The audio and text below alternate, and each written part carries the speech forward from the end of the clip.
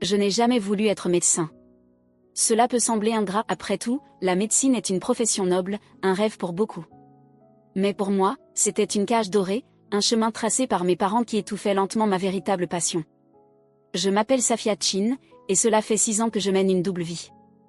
Pour mes parents, je suis Dr. Chin, la fille obéissante qui a suivi la voie qu'ils avaient tracée. Pour le monde de l'art, je suis Aurora Knight, l'une des artistes contemporaines les plus en vogue de New York, connue pour ses tableaux qui se vendent à des millions. Et aucun de ces deux mondes ne connaît l'existence de l'autre. L'ironie de ma situation m'a frappé de plein fouet ce matin, alors que je me tenais dans l'aile récemment rénovée du Metropolitan General Hospital, la fierté et la joie de mes parents. Ils sont tous deux chirurgiens de renom ici depuis 30 ans. L'hôpital inaugurait son nouveau programme, Guérir par l'art, et là, en plein cœur du hall principal, trônait ma dernière œuvre, une immense toile éclatante de couleurs, abstraite mais vibrante de vie, achetée anonymement via ma galerie pour 2 millions de dollars. Ma mère se tenait à mes côtés, l'analysant avec la même précision chirurgicale qu'elle appliquait à tout. « Je ne comprends pas l'art moderne », dit-elle en plissant le nez. 2 millions pour des éclaboussures de peinture ? Le comité de l'hôpital a perdu la tête. Si seulement elle savait que ces « éclaboussures de peinture » allaient financer une année entière du programme de soins pédiatriques de l'hôpital. Mon père nous rejoignit, sa blouse blanche impeccable comme toujours. « Au moins, ça met un peu de couleur dans l'établissement », grommela-t-il. Mais j'aurais préféré qu'il dépense cet argent pour du nouveau matériel. Je mordis ma langue, me souvenant de la nuit où j'avais créé cette peinture.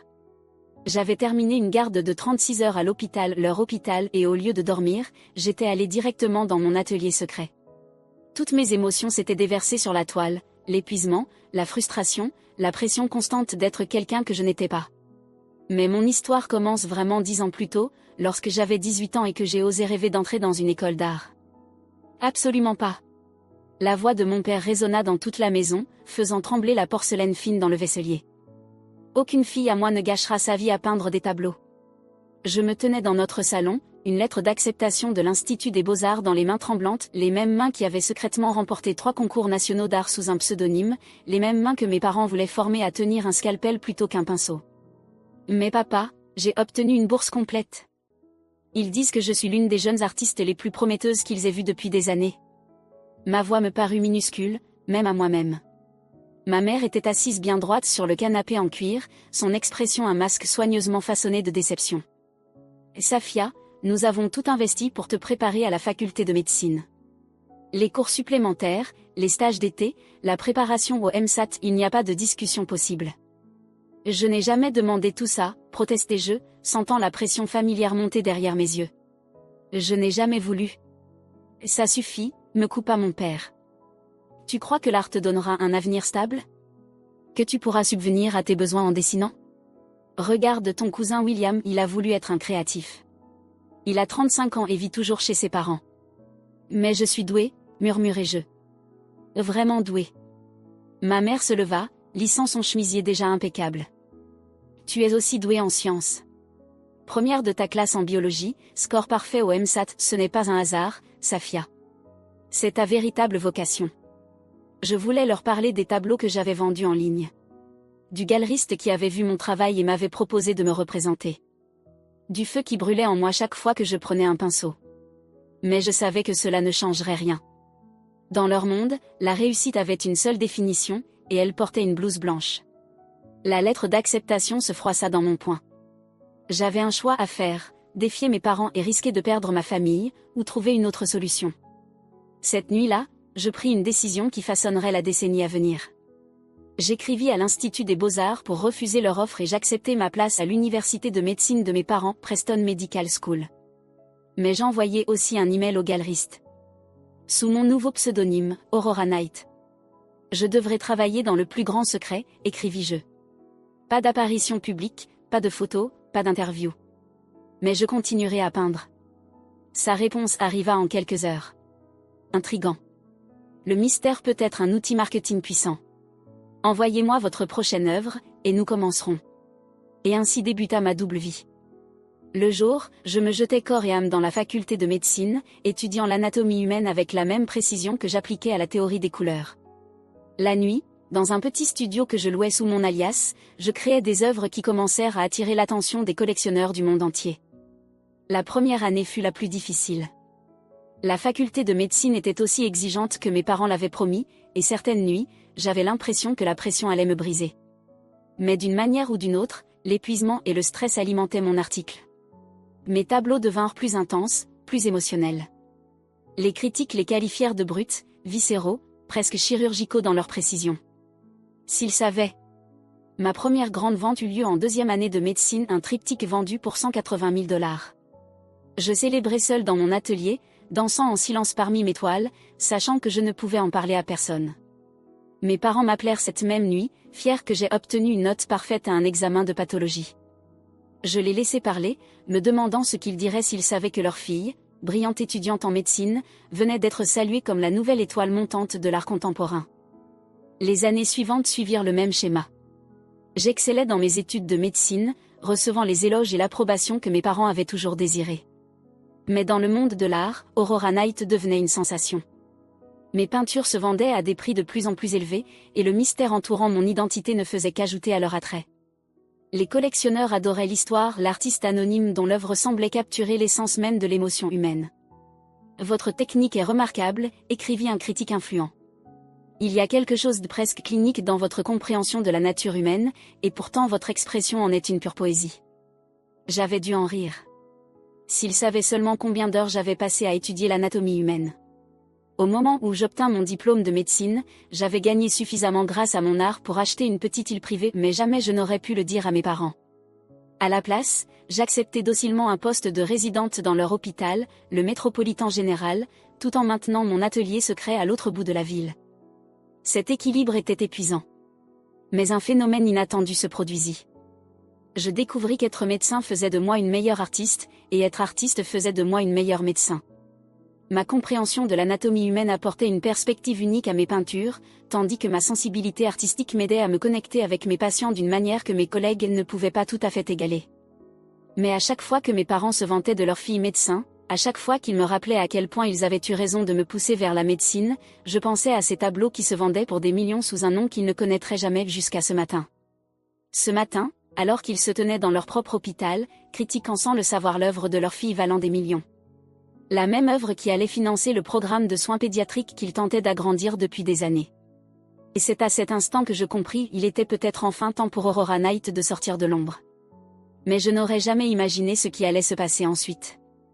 La décision de révéler mon identité ne fut pas prise sur un coup de tête. Elle se construisit lentement, comme des couches de peinture sur une toile, chaque petit événement ajoutant un trait de plus à l'ensemble. La critique de mon père sur le tableau du hall de l'hôpital ce matin-là ne fut que la touche finale. Ce qu'il ignorait, c'est qu'une autre de mes œuvres allait être dévoilée ce soir-là au Metropolitan Museum of Art. Debout dans le couloir stérile de l'hôpital, toujours en blouse blanche, je consultais mon téléphone. 3 appels manqués de Marcus, mon galeriste. Un message s'afficha sur l'écran. Gros problème pour le vernissage de ce soir. Il faut qu'on parle au plus vite. Je me réfugiai dans une salle de consultation vide, le cœur battant. Marcus, qu'est-ce qui se passe? Sa voix grésilla dans le haut-parleur, tendue d'inquiétude. Le Times va publier un article sur Aurora Night. Quelqu'un a parlé. Ils prétendent connaître ta véritable identité. Mon sang se glaça. C'est impossible. Seul toi. Ce n'est pas moi, coupa-t-il. Mais quelqu'un à l'hôpital a fait le lien. Ils ont remarqué que tu n'es jamais de garde lors des grandes expositions d'Aurora Night.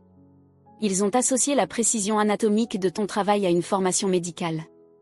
Ils publient l'article ce soir juste avant le vernissage au mai. Je m'affalai sur une chaise, les jambes soudainement faibles. 6 ans de secrets soigneusement entretenus sur le point de s'effondrer parce que j'avais été négligente dans mon emploi du temps. On peut les en empêcher, murmurai-je. Pas à moins de confirmer ou démentir officiellement. Il nous donne 1 heure pour commenter. À travers la fenêtre de la salle de consultation, j'apercevais mes parents au loin, faisant leur tournée ensemble comme ils le faisaient depuis 30 ans. Ils avaient l'air si confiants, si sûrs de leur monde et de leur place en son sein. Je te rappelle, dis-je à Marcus. J'avais passé des années à maintenir cette séparation, la fille médecin dévouée et l'artiste millionnaire mystérieuse. Mais essayer de garder ces 2 mondes distincts revenait à vouloir empêcher l'huile et l'eau de se mélanger par pure force de volonté. Épuisant. Impossible. Mon bip sonna. Urgence en pédiatrie. Alors que je courais dans le couloir, mon esprit tournait à toute vitesse, envisageant les conséquences. Si l'article paraissait, tout le monde saurait, mes collègues, mes patients, mes parents. L'urgence s'avéra être une réaction allergique effrayante, mais traitable. Alors que j'apaisais l'enfant terrifié avec une injection d'épinéphrine, mon regard se posa sur les murs de l'unité pédiatrique. Ils étaient d'un blanc austère, institutionnel, rien à voir avec la peinture vibrante désormais accrochée dans le hall. Docteur, la mère de l'enfant toucha mon bras. Merci. Il avait tellement peur, mais vous l'avez rassuré. Je regardais le petit garçon, désormais en train de respirer normalement, serrant contre lui son éléphant en peluche. À cet instant, je compris quelque chose. J'étais douée pour ça.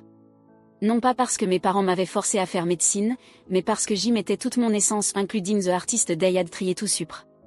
Je sortis de la chambre et rappelai Marcus. Ne lutte pas contre l'article, dis-je fermement.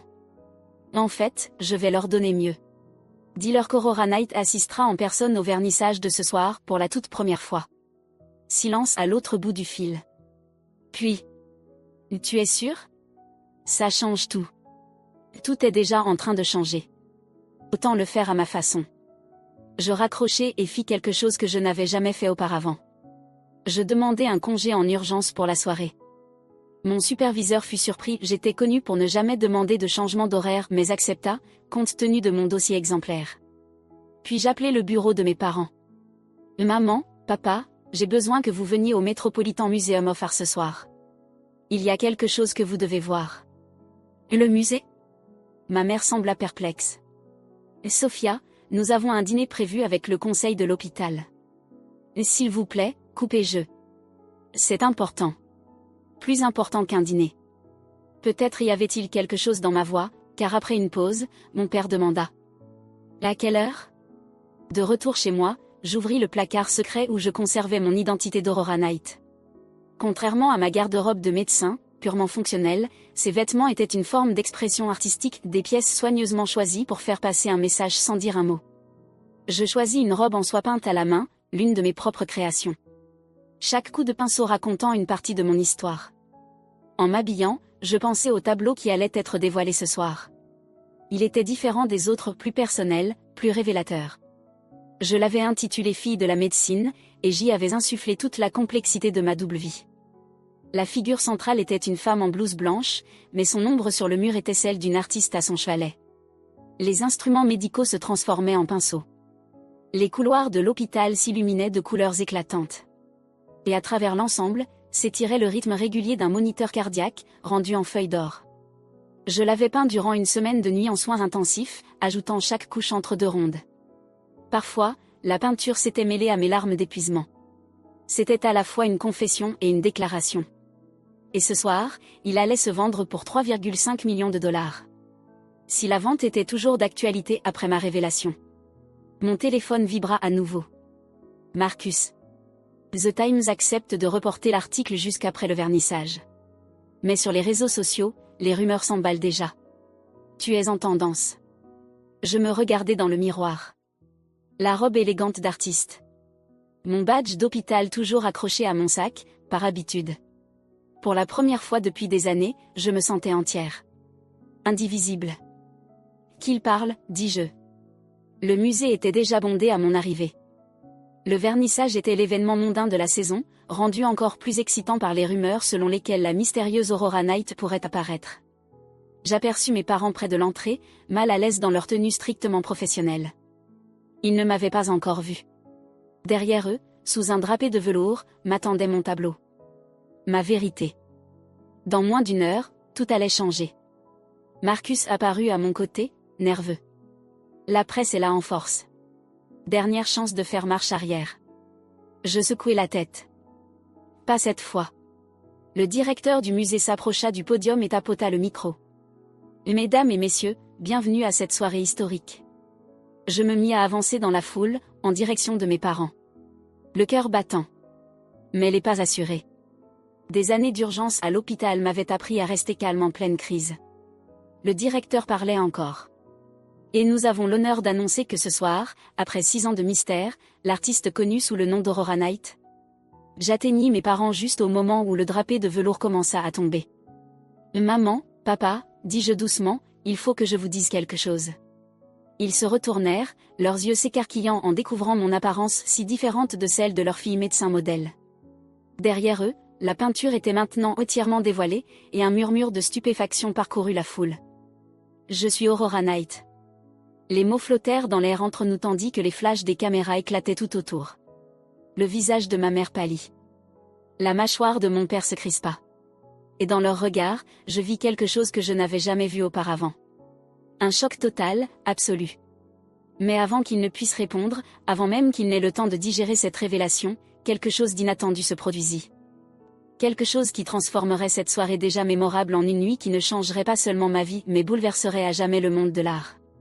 Le silence ne dura que quelques secondes, mais il me parut une éternité. Puis ce fut le chaos. Les flashs crépitèrent comme des stroboscopes. Les journalistes hurlèrent des questions. La foule se pressa vers moi, chacun cherchant à s'approcher de la véritable Aurora Knight. Mais je ne pouvais pas détourner les yeux du visage de mes parents.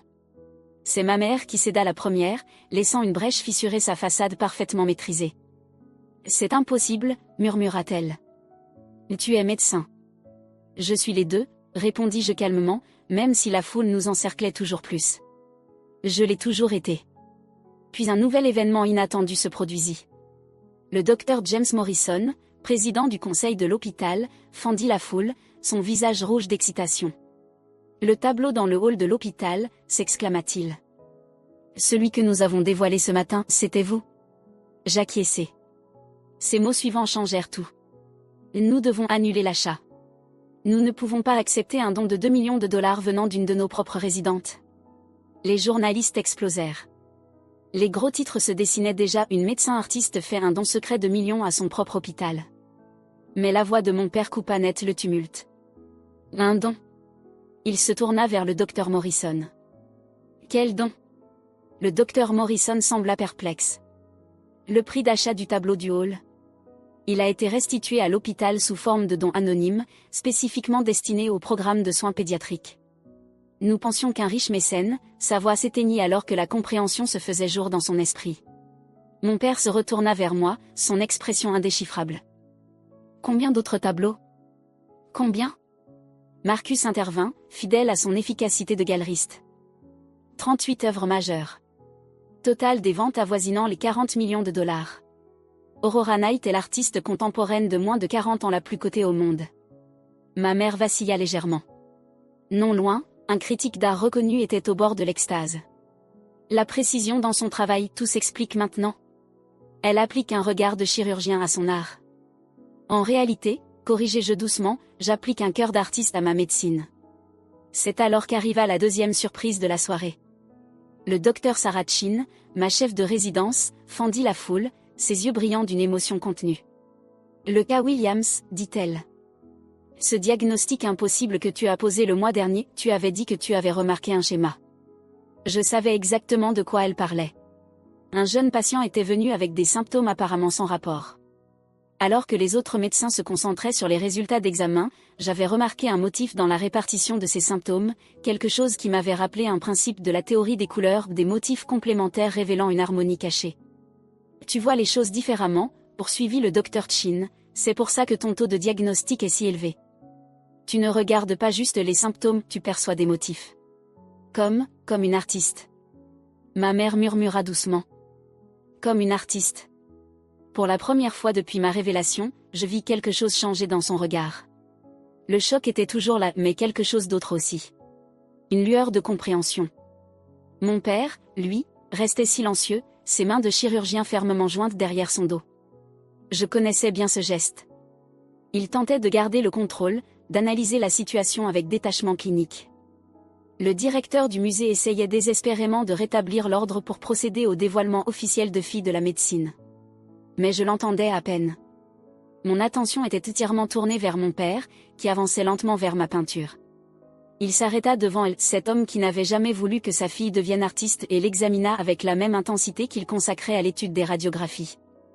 Je retins mon souffle. L'anatomie, dit-il enfin, la voix rauque. Chaque muscle, chaque proportion, c'est parfait. Oui, répondis-je en me plaçant à ses côtés. Parce que je l'ai apprise de toi. Il se tourna vers moi, et je vis des larmes dans ses yeux. Quelque chose que je n'avais jamais vu auparavant. Toutes ces années, murmura-t-il. Nous pensions t'enseigner à devenir médecin. Mais en réalité, tu apprenais à être bien plus. Ma mère nous rejoignit, sa main trouvant la mienne. La peinture à l'hôpital, dit-elle. Et tu n'as pas seulement fait un don. Tu as choisi cet emplacement dans le hall parce que c'est là où vous vous arrêtez tous les matins, terminai-je. Je voulais apporter un peu de beauté à votre quotidien. Même si vous ne saviez pas que cela venait de moi. Les flashs crépitaient encore, les journalistes criaient toujours des questions. Mais à cet instant, il n'y avait plus que nous. Une famille qui se voyait enfin clairement pour la première fois. Marcus s'approcha prudemment. Sophia, les acheteurs attendent. Les enchères pour filles de la médecine ont déjà dépassé le prix demandé. Ils veulent savoir si tu comptes toujours la vendre, maintenant que... Non, interrompit mon père, à la surprise générale. Il se tourna vers la foule, sa voix portant toute l'autorité de ses 30 années de chirurgie. Cette peinture doit rester à l'hôpital, aux côtés de l'autre, pour que chacun puisse voir ce qui se produit lorsque l'on ne force pas quelqu'un à choisir entre deux parties de lui-même.